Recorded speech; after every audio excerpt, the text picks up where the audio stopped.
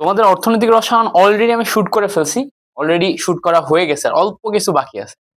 তো অর্থনৈতিক রসায়নের উপর ক্লাসটা আগামীকালকে আপলোড দিব। অল্প কিছু বাকি আছে, টোটালটা মিলে হয়তো 4 ঘন্টার উপরে যাবে ক্লাস।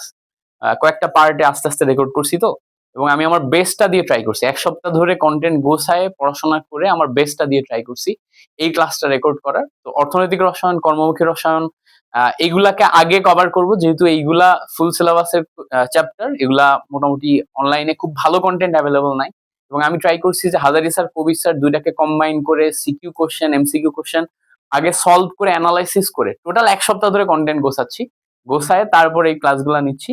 ইনশাল্লাহ আগামীকালকে প্রথম মাস্টার ক্লাসটা আপলোড হয়ে যাবে। আমাদের বিদ্যার্থী এইচএসসি চ্যানেল, এইটাতে একটু খেয়াল রাখবা, এই চ্যানেলে আমাদের ক্লাসগুলো আসবে ইনশাল্লাহ।